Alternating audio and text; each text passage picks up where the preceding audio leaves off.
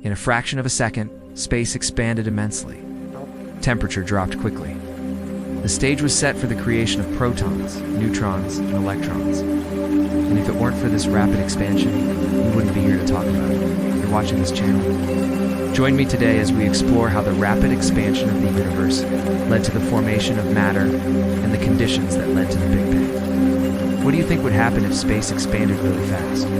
You might imagine that objects would speed away from each other, but there are other effects too. One of them is a quick drop in temperature. But why does space have to expand so quickly? It doesn't. Scientists haven't figured out yet. They know it happened because otherwise we wouldn't exist. All the matter in our bodies and all the stars and galaxies would not be here if the early universe hadn't expanded very rapidly. So the rapid expansion is one of the key features of the universe that scientists try to explain. In the mid-1980s, two scientists came up with a model that explains this period in the history of the universe. It's called inflation.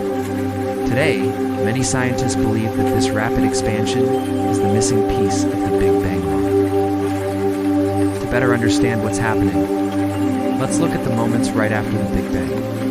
When the universe was just 1 second old, everything was packed together in an incredibly hot, dense state. As the universe expanded, things started to cool off. At first, the cooling wasn't particularly fast. However, there was a lot of energy in the vacuum of space. The energy density decreased as space expanded.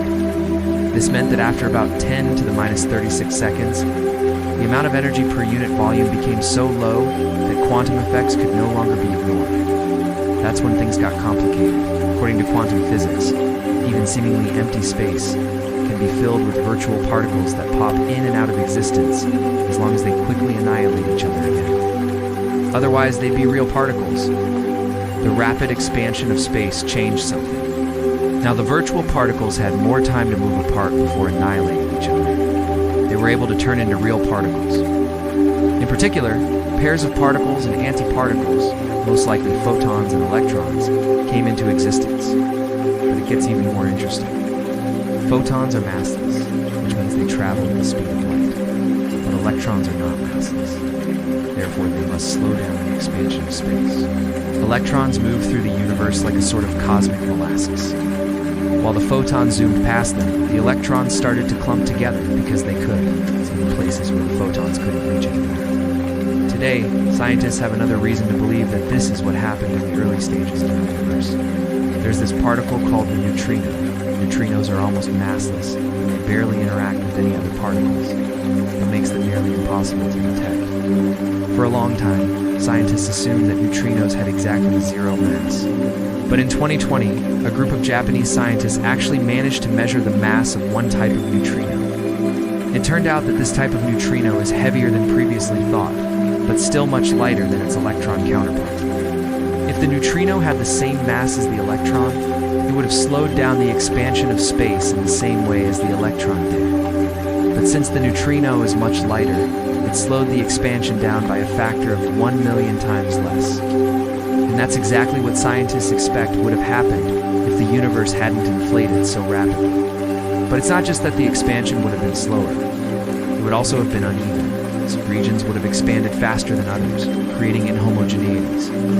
In other words, there would have been places where matter collected faster than in other places. These differences would have become larger and larger over time. Eventually, it would have led to the collapse of the entire universe. This doomsday scenario is known as the heat death of the universe. It's pretty scary. Thankfully, it didn't happen. After all, we're here to talk about it. To prevent the collapse, the expansion had to speed up dramatically. But remember, if the expansion didn't happen, the neutrinos would have slowed it down. So now we need to find a way to make the expansion go super fast without making it uneven. And here come the inflattened field and the inflattened particle. According to the theory, the inflattened field permeated all of space. The energy density of this field dropped as space expanded. At some point, the energy density of the inflattened field was high enough that the particles could emerge from the virtual particles. This happened about 10 to the minus 33 seconds after the Big Bang. The newly created inflattened particles started to oscillate, meaning their values rapidly changed from negative to positive and back. Those oscillations released a huge amount of energy. Since the inflattened particles were identical, they quickly spread all over the universe. This caused space to expand by a factor of 1, followed by 26 zeros. To put it into perspective, that's roughly the size of a proton compared to the observable universe. The energy released by the inflated particles heated the universe to more than 10 to the 27 degrees Celsius. That's unimaginably hot. At such high temperatures, all particles move incredibly fast. They collide with each other and move around randomly. In such a hot, dense environment, there aren't any preferred locations, so the expansion of space couldn't be uneven. The inflated field decayed within a fraction of a second, and released a huge amount of energy, which gave rise to all the matter and radiation in the universe. To be clear, the inflated field and the rapid expansion are only theoretical. However, scientists have indirect evidence for them. One argument comes from studying the cosmic microwave background. This is basically the oldest light in the universe. The universe was only 400,000 years old when it was emitted. Back then, the universe was no longer in a plasma state. The photons could finally travel freely through space. The photons in the cosmic microwave background carry a faint imprint of the Big Bang. The light waves have mostly the same length, but they have slight variations. In some places, the light waves are slightly stretched, so the waves have a longer wavelength. In other places, the light waves are slightly compressed, so the waves have a shorter wavelength. If you look at the map of the cosmic microwave background, you can see these variations in color. The blue areas represent places where the light waves are compressed, and the red areas are where the light waves are stretched. These variations seem to show that there were already inhomogeneities in the distribution of matter in the early universe. Remember what we said about neutrinos? Without inflation, the expansion of space would have been uneven because of the different masses of the particles. The variations in the cosmic microwave background could be explained if the expansion of space had been uneven. But there's another explanation. Maybe the inflated field decayed unevenly.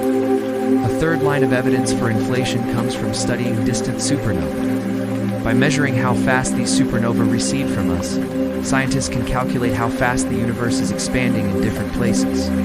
If the expansion were the same everywhere, the results would be homogeneous. But the results are inhomogeneous. Some supernovae recede from us faster than expected, and some slower. That fits nicely with the idea that space expanded faster in some places than in others. It seems to be exactly what inflation predicts. So maybe this is the long sought-after evidence for inflation. But there's a catch. Some scientists argue that this could also be explained by modifications of general relativity.